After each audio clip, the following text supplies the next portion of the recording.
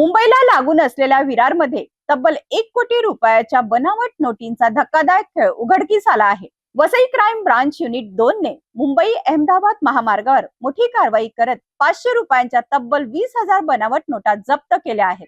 ही कारवाई शिरसाट फाटा पुलाखाली करण्यात आली। गुजरातहून मुंबईच्या दिशेने जाणाऱ्या MH48BT 8686 क्रमांकाच्या कारची पोलिसांनी तपासणी केली। यावेळी कारमधील एका बॅगेत मोठ्या प्रमाणात बनावट नोटा आढळून आल्या। जप्त करण्यात आलेल्या या नोटांची दर्शनी किंमत तब्बल 1 कोटी रुपये आहे। या प्रकरणात पोलिसांनी एका संशयिताला ताब्यात घेतले असून त्याची चौकशी सुरू आहे। पोलिसांच्या प्राथमिक तपासानुसार या बनावट नोटा बाजारात सुमारे 30 लाख रुपयांना विकण्याची योजना असल्याची माहिती समोर आली आहे। या बनावट नोटांचा पुरवठा नेमका कुठून आला आणि या रॅकेटमध्ये आणखीन कोणाचा सहभाग आहे याचा तपास क्राईम ब्रांचकडून सुरू आहे। विरारमध्ये 1 कोटीच्या बनावट नोटांचा साठा जप्त झाल्याने खळबळ उडाली आहे।